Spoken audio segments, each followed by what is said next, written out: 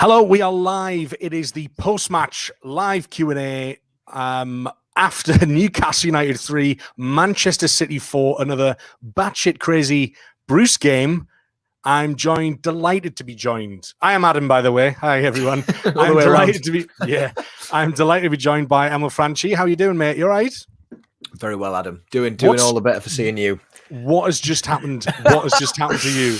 You've just had a mega bet. What's happened? Tell us. It's one of those bets where you don't expect it to come in.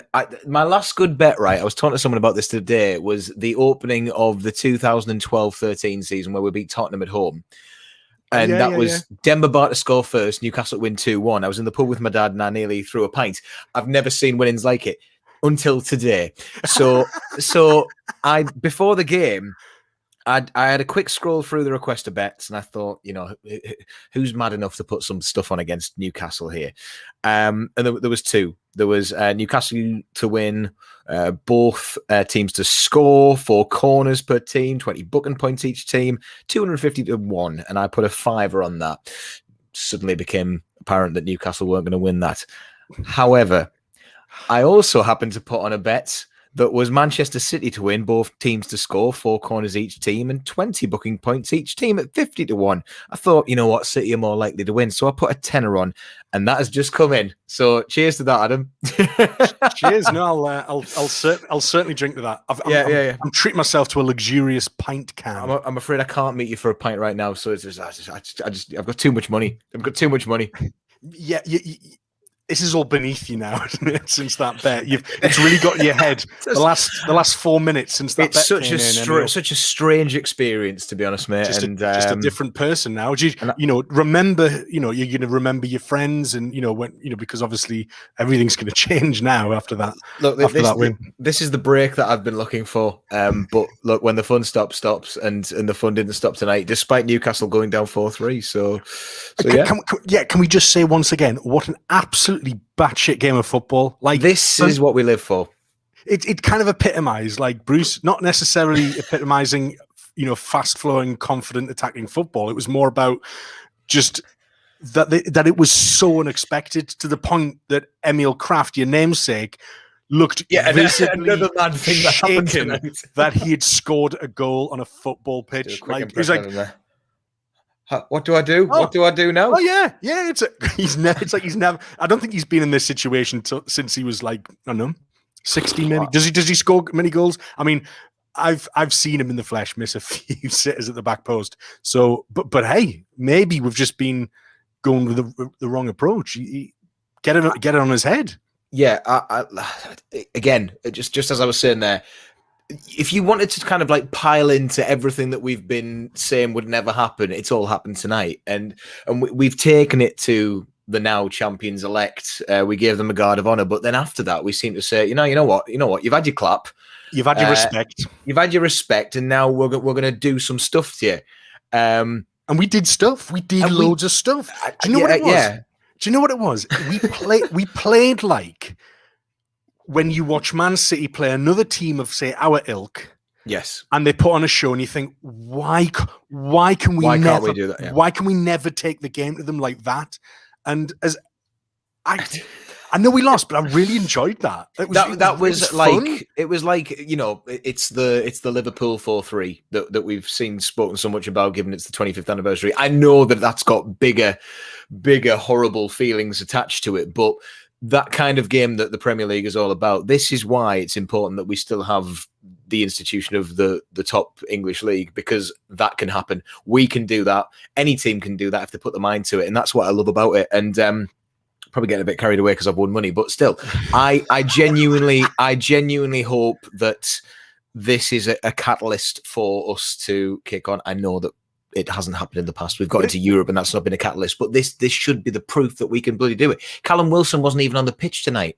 Yes, so Seventh Sense is saying here, we fought well, not bad versus City, can't complain. Would have been interesting to see what might have happened if Wilson had been on the pitch. I mean, it was just so open, wasn't it? He'd have got his hat-trick. He would have got his hat-trick hands down. Well, yeah, there was stats flashed up in that second half, and it was like we'd had more touches in the penalty area than they had at that point in the second half. We'd had more shots on target. It was just crazy. like I say, it's very, very difficult to kind of like analyze exactly what happened because it was just all happening at once. It was, I mean, twice. So that, you know, when Ferran Torres scored his first of a hat trick, and by the way, everyone, I am not so proud to admit that on Tuesday in the True Faith WhatsApp group, when I think we were kind of just talking about like that Pep's clearly gonna. Yeah, I think it was actually after they'd officially won the title. I thought he's gonna rest players, he's gonna fully rotate. So I texted in the group chat calling a Ferran hat trick now, and it. Yeah, I wish I'd listened to you, right? Because this is the other side of my luck this week, and I'm locked in a pretty intense fantasy league battle. I've had several ideas of what I was going to do with Man City. Someone told me Torres, and I nearly did it. Someone told me Mahrez, and I went with it. Mahrez didn't even play, so I'm really sad inside on that sense, but very pleased for you for you know being the oracle for Man City now, Adam. Apparently so, but I mean, I obviously didn't put a bet on myself because why would I even listen to my own advice? That's how terrible it usually is. There's Aaron McIntyre. Listing a lot of, but yeah, he said. Oh, this is another bet. We're just this is now just a betting chat, basically. We are the Ray Winston and what's his name? Victor. Oh, I can't remember his name now. Bet Victor. That's us now. Bet Victor. Ryan Burrows says, "My God, Man City are so boring to watch. I can only assume this is heavily sarcastic. Sparkle with sarcasm there. It must do like." But yeah, we kind of went for it, but just like twice that, you know, he scored his first, Ferran Torres, and then like, you know, a couple of minutes later, we've got the penalty, and then Joe Linton sort of fires it off. And then it was then when Willock put us ahead 3-2 in the 62nd minute, again, 2 minutes later, Ferran Torres comes in again, 2 minutes later, he's got his hat trick, and it's kind of like game over, bit of a double shell shock. But it was so just like, I mean, even the sort of the timings of the goals show. It was very end to end. It was very video game performance, I would say. It's kind of like it was literally like, right, well, if you're going to score, I'm going to go up the other end and score one as well. It was, and there's nothing you can do about it. Deactivate the controller, which we might have done for one of them. But up we go, and here we go again, and that is literally it. I think at one point Steve Bruce must have taken the control off Steve Bruce. Pep Guardiola took it, and then just said, right, give me that. Right, okay, there you go. You've scored an own goal. That was what I was expecting next. That's all it needed. Hands it back to Bruce, and then Graham Jones just yanks it out of his hand. I've got this. I've got this, lads. I've got this. Oh man, I tell you. But yeah, we'll kind of we'll have a couple more comments. Leo Wilson saying, "Battle till the end. All you can ask for. Quality told in the end. We seem to switch off completely for 2 spells when they scored 2 quick goals." Yeah, I think it was shell shock. That wasn't it? I mean, that was something I was just going to say. Like. From the start, it did look as though we were going to settle in for a Man City's going to peg you back game, which we've been far too used to in recent seasons. But then the screw turned a little bit, and you started thinking, all right, okay. Then I made my tea, and then as soon as I had my back turned, Kraft scores a goal. So there we go again. Emil just working in line with each other. Both as shocked as each other, and that's it. But the more you look at it, I mean, I know that we've touched on this, and I know that we've said that Emil Kraft looked shocked to even be playing in a black and white kit tonight. That header was excellent, and again, when you're up against Scott Carson at his age, you want to try stuff like that and just go for it. And I think that might have boosted them slightly. We can give it a go.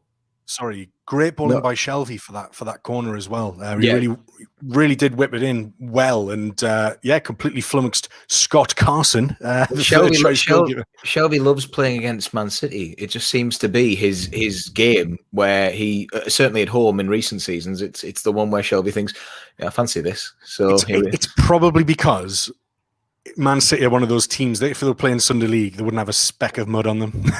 Either that or he's doing the Moussa Sissoko and he thinks he's got a chance of getting signed in the summer. Well, maybe, sorry. But what's in this again? Ryan Burrows saying we produced more entertainment in our 18% possession than they did with all of theirs. I mean, so he wasn't being sarcastic then. No, he genuinely means that Man City were quite boring to watch. I kind of see what he means, though. I see that by the end, they were literally just passing it to and from each other. It's kind of what they do, and a team like that can afford to do that if they know how to do it well. It strangles the game, doesn't it? It kind of just it just basically wastes away the time. But they were very, very. I think they were quite shocked about us going ahead. I think they responded quite well, but then the penalty incident. I mean, it was a correct call. We had to wait quite a few minutes for that VAR decision to come through, and I think there seems to be absolutely no contention about the fact that it was a foul. It was more about, well, wasn't an offside earlier? That's the only thing and it was clearly on. It wasn't for me. They got the lines out, but it was that was the weird thing that's the weird thing with VAR, isn't it? If you know it's going to be a penalty, it's almost like they go, well, can we find a way of not making this happen? And back they go to do the whole offside check, which is quite strange because, at that point you're like, well, it's clearly not offside. We already knew that you're checking something that we already knew. The foul's been done, so it's just this weird foregone conclusion that I still think they need to iron out with VAR. Yeah, well, you're absolutely right, because everyone at home knows what should be happening next. It's a penalty, so just get on with it. Like, but in a stadium, the people who have access to our massive screen, they're going to know because it is shown on there. Am I right? I think so. Yeah. So VAR got a situation where everybody, seemingly except the referee, was certain that it was going to be. It's just weird. That's what you're right. As a kind of customer experience, as a fan experience, I don't like that. Sorry, fan experience. As a fan experience, that's just awful. That's really it's awful. But what isn't awful was just how hard Joe Linton struck that penalty. I've What's he had? What's he taken? I've constantly said this, that for a player as big as Joe Linton, he's a big guy. He's about the same height as Haaland, I would say. He's up there in terms of strapping and the way that he kind of strides forward.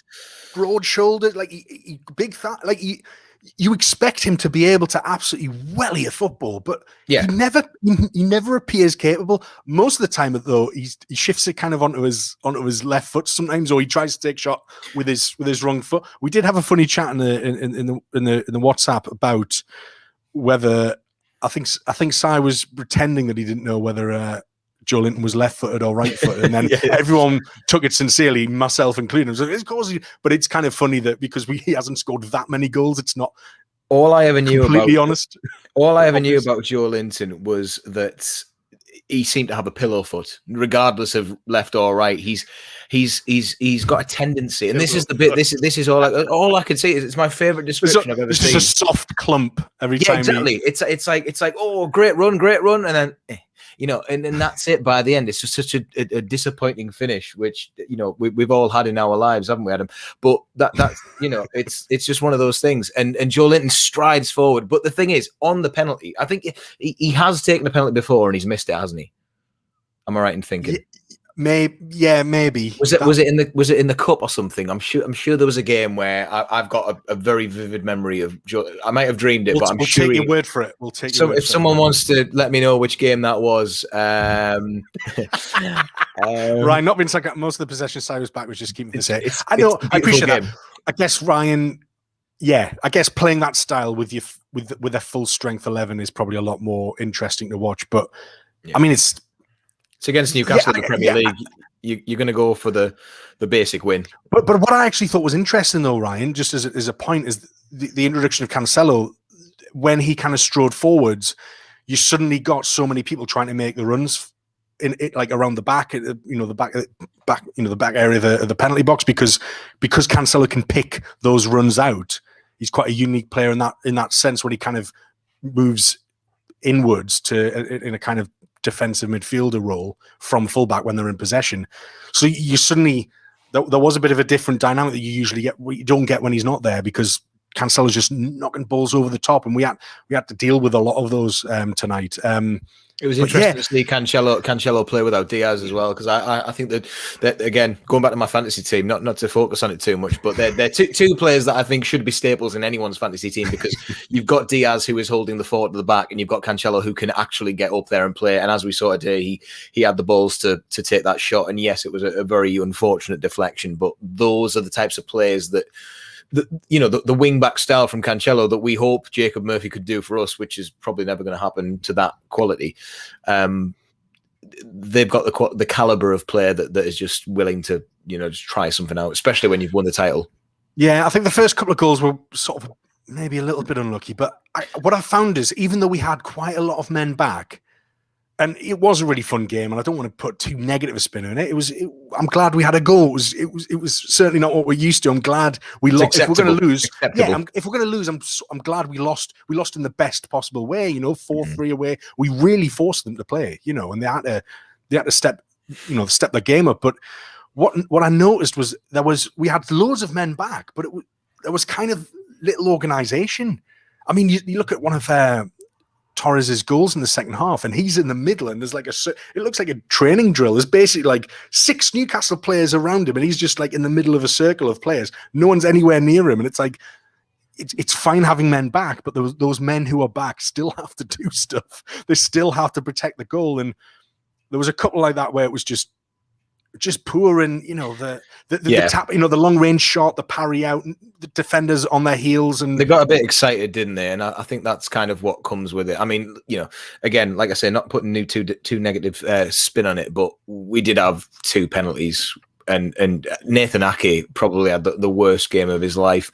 I did put on Twitter saying that hairstyle has never gone down well on Tyneside if you just look at the history books and see what Ruud Gullit was wearing on the touchline. But this is it, like you don't come to St James's Park with that hairstyle and expect to have a good time, fans in or not, and get 50 million wasn't it for Nathan Ake?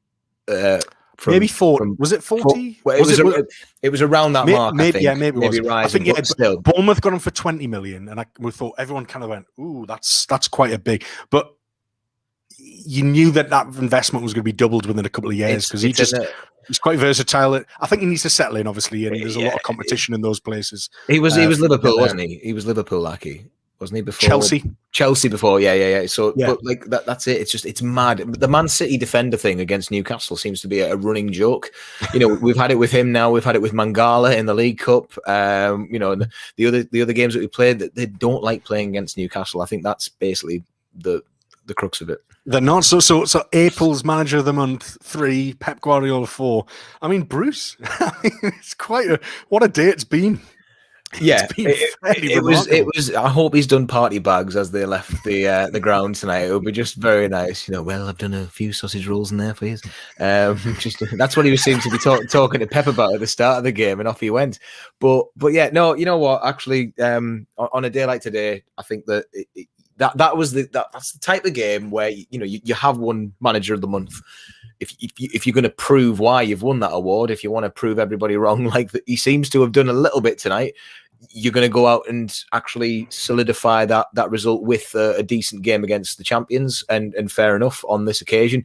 Now you need to storm to the end of this storm to the end of this season and finish the job against Sheffield United and Fulham, 2 relegated teams. You've done it against the champions. You want to do it against the relegated teams now. And that's it. Can Bruce get this kind of like the performances that we've seen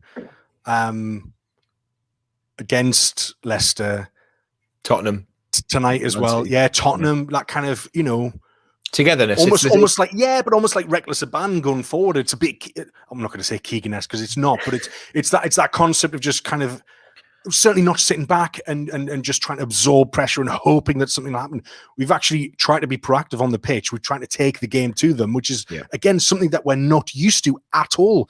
And what I'd like Bruce to do, if he is going to be around next season, is look at these games where things have gone well and not ignore the things that went badly as well. That's another problem. But look at the things that went well, using your creativity, being confident going forward, running at defenders. Like, that's one of the great things about Jacob Murphy. He just gets it. He is so direct. Players must absolutely hate playing against him because he's quick, and he doesn't mind he doesn't mind losing the ball. He doesn't mind taking on a player and losing the ball because he knows that if he keeps going.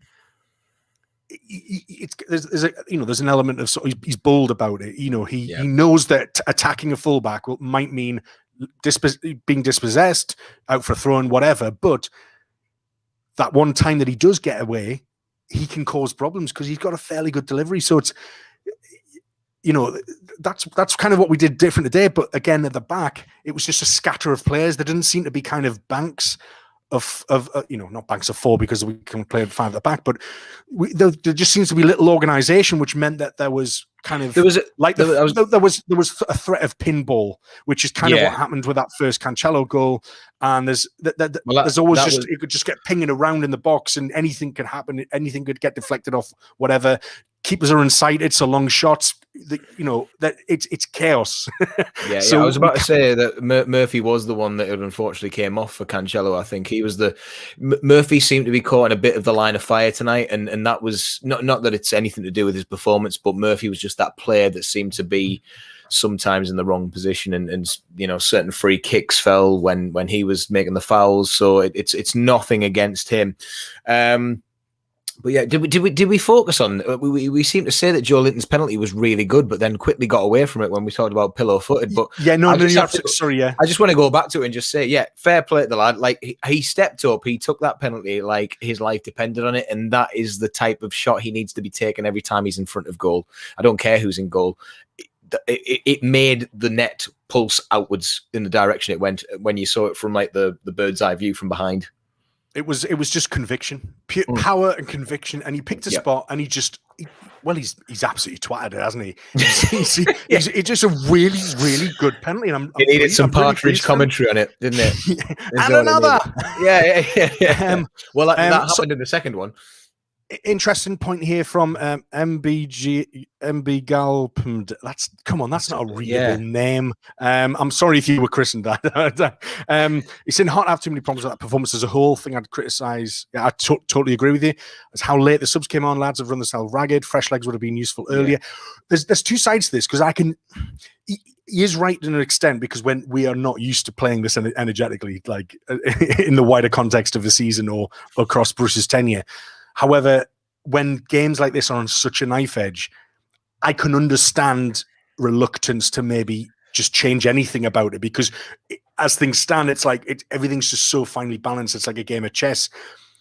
But could taking one substitution off completely, imbalance that and kill our momentum. So I mean, these are things that Bruce. This is what he's paid for. This is what he has to think about. But so I can see the point here. Maybe the subs could have come on a bit earlier, but I can see both sides of the coin. So I was just going to say that, Adam. I've just seen a reply to the stream on Twitter, which I think's a bit of another side to this, if you like. Someone called Richard. Terrible. Should have went at them in the end. They were there to be beaten if we'd have tried. Torres didn't have to do much to get a hat-trick. When you take Fernandes off for Shelby to play at centre-half, that's when you know you've lost the plot. So what do you make of that? This kind of stuff isn't new. It is difficult. I honestly just... Bit of benefit of the doubt, do you reckon? I think so. It was such a crazy game. I don't even think we could believe that we were going like toe-to-toe. So... with such and I know that they're playing like their B team or whatever, even maybe B/C, but they're still exceptionally good footballers. They still have a lot of talent, and it's Man City. I always say this when Newcastle play the big teams, and again I kind of see it because sometimes because Newcastle don't perform well in the games that we should perform well, you sometimes are sat relying on the games that we perhaps shouldn't do well in, but sometimes do. So games like Man City, Liverpool the other week, who we technically could have beaten, Tottenham as well, who we should have beaten, and Arsenal, who we lay down for, because of the performances that we put in against the likes of Brighton, etc. We are sometimes thinking, oh well, we should try and do something against them. And I guess that it's maybe that just. It's always been the Newcastle way to attack these teams and get something. If you look over the last few seasons, even so far back as when Rafa was here, Steve Bruce and Rafa have both managed to take some significant points from the top six, the Super Leagues, if you like. So, yeah. No, you're absolutely right. I think I've sat through so many 5-0, 4-0 drubbings, and I just I am genuinely reluctant to criticize them this much, and even criticize Bruce. And you know my feelings on Steve Bruce, but I think it is just one of those crazy games that you just it's so difficult to kind of foresee. And when you're in the moment, it's because it was so end to end. It was like, I bet even Pep was just like, "Fuck, I need to get a handle on this game." I think what I was about to say was, I think that in games like that, we don't need to necessarily play out of our skin. We don't need to play the best football. But again, Man City don't need to play the best football to get that game against us. So on the other side of that, we can do the smash and grab that we do very well. And it seemed to work tonight, as well as being able to, keep it fairly decent at the back, bar a few fluky things. And if we were able to keep those fluke goals out, if it was like a fluky goal, like the Cancelo one and the easy goals that Torres got, apart from his amazing back heel turn thing that he did, which is mesmerizing, we'd be up there. We'd be up there if we could win games like that against other teams, and that is the difference between investment and lack of. And I think that when you take it to Man City, I'm full of praise with them tonight. I don't feel like we've lost, and I think that is it's similar to when we played Liverpool a couple of years ago when the flag came out. That is how this feels. I don't think many people walked away from that game, apart from the Fabinho dive. I don't think anyone walked away with a massive sense of injustice, thinking we should have done more there. There are games that we should have won, but on this occasion, I think that, certainly in my point of view, it's got nothing to do with the fact that I won £500 off the back of it. It's but it's true. I can't find the energy, I think, to criticize them tonight, especially at this point of the season. The only other thing that people might say is like, why didn't the young'uns get a run out? But let's give that game tonight to the team that was there. And now, how about Sheffield United and Fulham? We get some young lads out there and maybe try and see what they can do, and then let's judge. As I think we said last week, I don't know if we said on the post-match last Saturday, now is the time. Start next season is when we start to really judge this manager of the month. Yeah, no, I think you're absolutely right. And the logic does make sense that we will play some of those players against those teams already relegated, because it makes more sense. I think if we'd shoved a load of kids in tonight, it might have been setting them up for a fall. It's hard enough with the senior lads, So yeah. I think you're right. Maybe we could have seen, like Matty or something, just get some minutes, and Matty, who's played against these teams before as well. That's the other thing. And often excels. Loves a Manchester game. Yeah. But I think, let's talk about that counter-attack that led to the second penalty, because it was a Manchester City free kick deep in our box. Dubravka just like leapt like a salmon with arms and gloves. Still the same sort of gelled quiff, but still in salmon form. Hoys it out. We set. I think it's like Miggy down that left-hand side was involved. Willock made the run, and there was kind of Willock and Joelinton right next to each other. And I think the fact that they were both almost occupying the same space bamboozled the Man City defense, because they didn't really know who was actually going to take it on. And then Willock takes like a slightly bigger touch, which I think again Cal Walker just couldn't recover from, and he's gone into Willock and bundled him over. What do you make of the fact that, do you think Willock was right to take the penalty, given that he was the one fouled and Joelinton was the one fouled and he took it before? Or do you think Joelinton has right to be a bit annoyed because he's just dispatched one before and he's sort of ready to go again? How do you think it would have worked? Or do you think, well, it's whatever was decided on the training ground before it, that sort of wins that we might not be aware of? Yeah, well, Willock's coming in with the confidence of Jesse Lingard, isn't he? And very similar situations. They're coming into clubs that need help, and they're on loan since January and having terrific times. I remember when Lingard wanted to take a penalty not long ago for West Ham and did the exact same as Willock, where he missed it. And, there was all hell to pay and saying he was going to be off things. And I know that Carson saved it, but I don't know. I think I was just about to say on Willock there, if there was any doubt in anyone's mind that he shouldn't be starting, then Christ, that game just proves it once again. I've never seen someone so keen to play a game of football in a long time for us. I know that, certain players are up for it, but Willock never, ever stops. He wasn't stopping until the bitter end there. And God, I think I mentioned it last week, saying he will run through a wall. He doesn't even play for us. He doesn't even like represent us technically, but he could. And if that's signing that, if it's 20 million that we have to pay for him, he's worth 40 million in the eyes of us, because it's a Matt Ritchie price tag. Matt Ritchie on paper probably worth about 10, 15 million. Add into that the passion that he brings with him, it's another 15 million. Totally. And that's Willock's adding it on bit by bit. Really good point. And it's funny when you say, that is 40 million to us, because 40 million to us is a damn good penalty hit very, very hard. There's mate Ashley in the stands there. So Ryan Burroughs just saying that Bruce said that Joelinton didn't want to take the second penalty. So I guess that was fine. Well, that was maybe just the commentators making something more of it.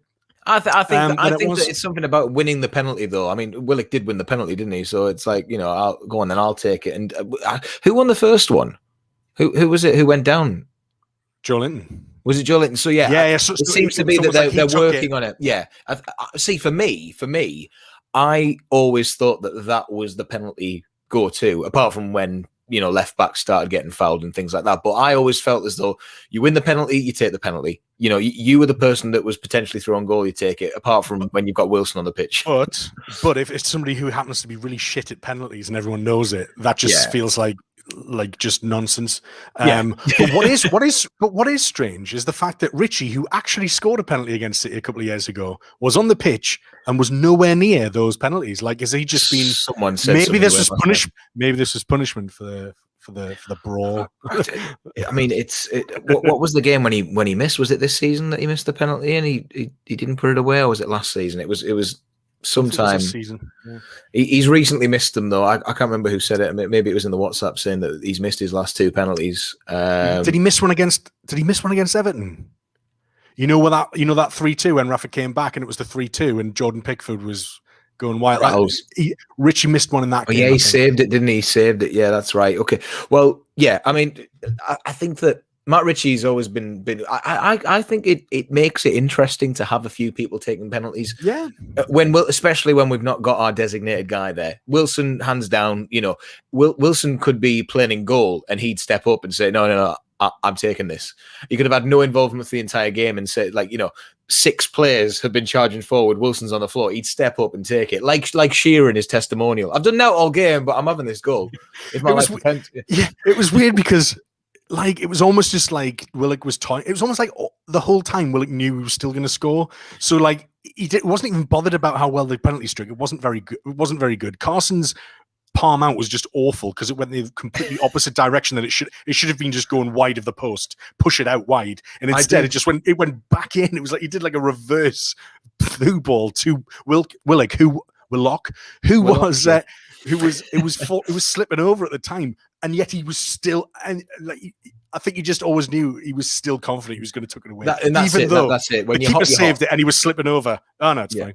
That's it. Yeah, when you're hot, you're hot. And I think the form that Willock's in, I would trust him to do it blindfolded. That is kind of I think that is kind of the confidence that he is used at the minute. And again. I mentioned it on the post-match after Leicester. When you see Newcastle playing, anyone can look like they're having a good game because they've just got the weight off the shoulders. So if it's Willock, who's obviously scoring freely at the minute, and what's that now? Is it 5 games on the bounce? So, apart from Arsenal, apart from Arsenal. No. 6 goals he's got. So 6 goals, 6 played. That's mad. Yeah, so there's a stat flashed up, and it was like he'd played 11 games for us. He'd had 10 shots, and scored 5 goals with a 50% conversion rate, which is insane. And obviously, it's like a Cisse-esque return since January, isn't it? Yeah, and that penalty was almost a microcosm of that stat because he had 2 shots and he converted 50% of them. So it just seemed to work for him. But yeah, like you said, it was the confidence that he was just like, I'm having this, and I think. Comment before by Arthur Jones, Mandis Vidza. You're having a nightmare with pronunciation tonight. It's very late and I'm drunk slightly. Yeah. All right. But the fact that he was so confident, because again, even if Joelinton didn't want to take that, would he's still picked the ball up and he's gone, and to show that much confidence and authority, I guess, as a lone player is really, really impressive. And yeah, this lad has just given us ever more reason to make him our number one target in the summer and stop at nothing until we get him. Just get that. I mean, look. I think again, I mentioned it last week about Bruce being able to get his man. If Bruce is staying, then you want to get in Ashley's ear and make him that target, because after that, we've still got a good framework of a team there. You've got your main striker, albeit when he can stay fit. Sam Maximan is hopefully going to be around, but they need to work on wrapping him in bubble wrap a little bit more. Again, a bit absent again tonight, Sam Maximan again. But maybe again, this is kind of a good thing that we're using other players apart from him. This was what you can't rely on the savior that Dwight Gale mentioned, and that's the problem. You can't let players become the players that, like, I saw him pop up tonight. I'm really sorry, Arthur. Mandes Vids. Just call him Arthur Jones. Arthur Jones, just Arthur Jones. Sorry, Arthur, mate. Sorry. I mean, my surname's no better. Like Widrick. Like look at. I mean, nobody knows where it's down here. Is it? Or am I somewhere? Like, I mean, it's an absolute nightmare for teachers. But anyway, yeah. So, what was I even saying? I think I'm very pleased. Very pleased. Give him manager of the month for the second month. This is it. What we've got here, Daniel Price saying, since Optus has began, Newcastle like the first team scored 3 goals despite having as little as 17.7% possession. So this is very Rafa though, because Rafa didn't really pay much attention to possession. What Rafa used to say, it was all about like the efficiency, what you did with the ball when you had it, and he's right. So it doesn't matter if you have like 20% possession, as long as when you do have possession, you do something with it, and we did. So you kind of think on another really good stat, Daniel. Obviously, I haven't verified it, but we'll trust your judgment. Arthur Jones is all right. Yeah, we'll just call you Arthur. We'll just call you Arthur Jones. But you know, like we just seem to do. We were clinical when we had those chances. We made a lot of very little, I think, and there's a lot of lessons to be learned from that in a positive way. Like that's good. That's kind of how I want to watch football. I want us to be, but like watch Leeds. The way they play, they leave themselves open at the back, but they kind of don't care because they back themselves. That's a bit more Keegan. They don't mind conceding 3 as long as they score 4, and that kind of mentality, whereas it can be a bit chaotic. You need a lot of talent to kind of cover it a little bit, and it won't work against every opponent. But like in this kind of situation, as we've said numerous times, the season's over. We're safe. Mentality wise, we could afford to go for it. We could afford to take risks tonight. And we did. Much like City, that the work was done last week and the weeks prior to that, and I think the Leicester game really showed that. And that was a team that not as seasoned as Man City in going and actually winning titles and cups like that. We caught them when they were seemingly about to destroy us, and they've bounced back from that. Okay, they're probably going to get Champions League football, which is great, but they're not used to it. Whereas Man City are the team, as we said, they can pass it around. But I was just looking, I completely forgot they only made 1 sub, and I was just about to say, Adam, like, what do you make of Man City unstrengthened? As like the players that were on short today. I mean, Ferran Torres getting a hat trick is incredible. Like he's going to be a huge player, really, isn't he? But this is it. Like they've got so much, because even Garcia, I think he's heading off to Barcelona. I think because his contract's out. I think he's a big free transfer. Like even what we regard as a kind of lesser Man City side still have like top class international footballers in them. Like, so their bench was Mahrez, Stones, Foden, Diaz, Laporte, Fernandinho, and Mendy, who's the one that came on. Just such an intimidating bench, isn't it? Like if every time Bruce just sort of glanced across and just like, oh God, don't bring him on. Yeah, and Andy Carroll's there going, please, let's have a run at them. I'll throw my elbows around. But like I was just, I mean, you as much as we said that the football wasn't that great from Man City tonight, you've got to admire the fact that they can literally put out a second string side and still manage that.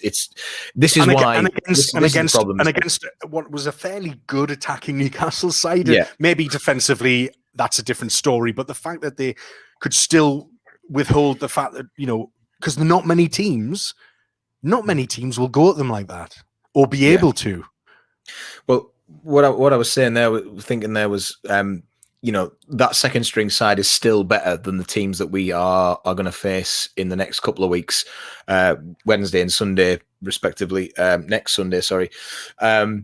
So it's going to be interesting. This is why this is it now. It would be so Newcastle to do similar to what they did in the Pardew season. We finished 5th. We'd beaten Chelsea 2-0 towards the end, and then we went and got absolutely stonked off Wigan and got beat by Everton on the last day. I really hope that we can do some big things in the next 2 games. And we're playing against teams that can't keep the ball, are struggling to score goals. So what's to stop us going and banging 4 in against Fulham or a couple against Sheffield United? We're at home, for God's sake. It just makes sense. We have a real opportunity here to actually start building for next season. You're right. We these aren't dead rubbers for us. This is like, well, we need to start creating, well, what is our team going to look like at the start of next season? And against 2 relegated sides, and against, in front of fans for the first time, I must say I'm going to be going. I'm delighted to be seeing Premier League football again. I think it'd be great to at least, see the players in person, because I've got very little against the players. Like, Joe Willock is going to receive a resounding like clap from the fans. Well, we need to serenade him like we serenaded Rafa that time. Yeah, we've got a song ready for Manager of the Month. Is that what it is? For he's a jolly good fellow or something like that from the. He's not even a manager, is he? He's a head coach. I don't even think he's eligible for that award. Head coach of the month.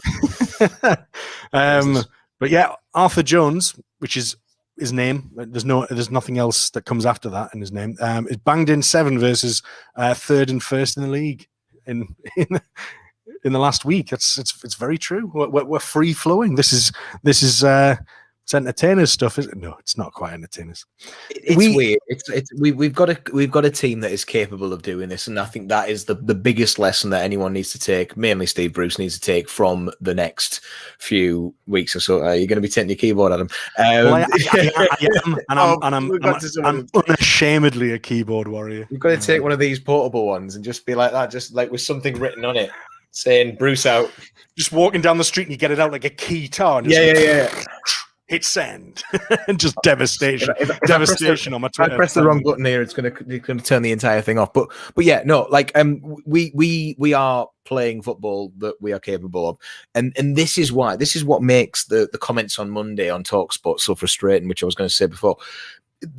We could have had the perfect week. We could have had the perfect 7 days of no discontent. Of course, you can bottle it in, but we beat Leicester. No one wanted to say anything bad. We beat them very well, and we thought, right, okay, so Man City next, and I think Alex alluded to it, saying that we now need to see that performance against the champions. So let's have it.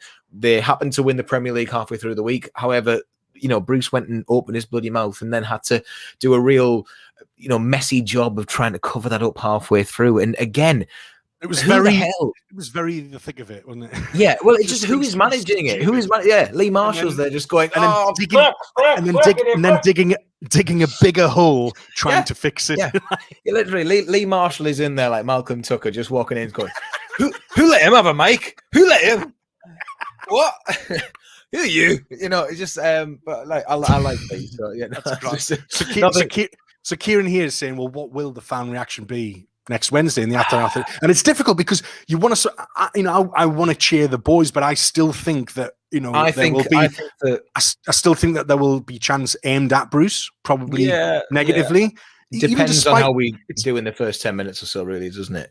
Well, that dictates it, doesn't it? Because I think, and if the football isn't necessarily compelling, then and then a lot of people think, well, you're but I genuinely think we've got to think about it. We've got to think about it because realistically, this is kind of the one chance that we get to in person show our disdain or like for Steve Bruce. This is the first time that Mike Ashley will see how fans will react to him in person after this season. So it's almost like, do we go all out for that? Will it make a difference anyway? I'm not going to go there planning to say anything or chant anything specifically, but as with any football match, I will kind of just say what comes into my head at any one time, and I can shout really loud Just open your fridge there, Adam, and see if any cabbages fall out. That's all I'm going to say. See, but you know, I've thought long and hard about it. Sadly, I can't go at the match because I work at those hours, and I hate 6 o'clock kickoffs, and I hope I never see them again after this year. But it's one of those where I think we've seen it with so many people saying, "Look, it's unfortunate that the season has been the way it has, but at this point, if I was able to go back in March, maybe then we'd have that relief of being like, oh, we're back in the stadium, thank God for that." But it is literally the last home game of the season. There's going to be nothing after this. I don't know. It's not going to, as we've seen with protests at Newcastle United don't change a thing. And I know they might not have been strong enough, but we've got an owner who doesn't listen unless we do something like the Man United protest. But that it's different. It's so different because we've got an owner who just doesn't really care. That's it. He changed the name of the bloody stadium at one point and then changed it back through some sort of loophole with Wonga, who are equally deplorable. Like, that is the thing that we are up against here. We have an owner who doesn't give a shit, and that is it. The be all end all with that. He's not going to listen. He's not going to listen. He only gives a shit. So bad publicity. He only gives a shit if it affects his wealth. Pockets, yeah, exactly. And it is. I really think it's kind of as complex a character as he is. I think the bottom line is the money thing. But even then, he makes decisions that actually don't make business sense either. So, well, yeah, and part of the reason with the takeover is because of how much of a bad time he's been having with everything, you know, money wise, since stocks and everything last year. You know, you've seen the way that the high street's going. So he's probably, you know, a little bit scared and has wanted to get some major bucks from this takeover, which somehow is still, you know, around. Not saying it is, but by the way, it's the turd that won't flush. yeah, exactly. But look, that is it. What are we actually going to achieve if we do anything on Wednesday? Of course, by all means, if anyone wants to make themselves heard, yes. If an entire 10,000 load of people are going to make themselves vocal about it, then cool. But 10,000 Newcastle fans or 52 Newcastle fans are not going to all be chanting the same tune. There are Newcastle fans that are just quite happy to just go in there and sit and think, all right, cool. There are some who will stand up and criticize, you know, whoever's in that dugout or whoever's on the pitch. It's just in their nature. However, I think that on this occasion, I think the general united relief that we are back inside a football stadium. You know, some people have not had this release. This is a huge release for most people at the end of each week. No one's had this for, well, God, well over a year now. It's since the Burnley game, the 0-0 game. I went to that game and it was awful. And no one was vocal at that game. And that was the same football then that Newcastle were playing up until a few weeks ago. And, you know, would I be surprised if no one said a word? Of course, they're not going to say a word. And I think that's it. It's a lot of hype. Twitter's only a very small percentage of what our fan base is. Of course, everyone's up for it, but we're not going to see wholesale changes if a few people start stomping on it. And also, it's very fortunate that there's only 10,000 in because you can't see what the gaps are. There's going to be a noticeable space, so you can't see if anyone's turning tickets down. From a practical perspective of chanting, to have like nobody around you in your immediate like vicinity, yeah, with a mask on as well. Just on your own, it is quite an it's an odd thing because when you chant, you kind of chant with, you know, it's strength of numbers because you hear voices going past your ears. But when you're kind of like spaced out, I don't know quite how spaced out it's going to like feel and look, but it's going to be odd to get chants going in that respect. And I still think there'll be chants because I think people will just make it work because they'll be excited to be in the ground, and you know, I'll certainly join in with that. But yeah, I think that it's just going to be, and as much as I would love Newcastle, you know, like change the tide on Steve Bruce, you know, Christ, if someone breaks onto the pitch or something like that, I'll be like, wow, but. In the grand scheme of things, I think on this occasion, this game, there's not much point. Too many people have missed this, no matter how bad. And I can count a number of times when I said what I'd give to see a 0-0 draw at St James's Park. I just like to see it. I would love to be there, and I would love to be there if the weather's good on Wednesday night, if the sun's there. You know what St James's Park is like at like the dusk period when it's just getting a little bit dark, and you're like, it's going to be nice. It's going to be nice to be home.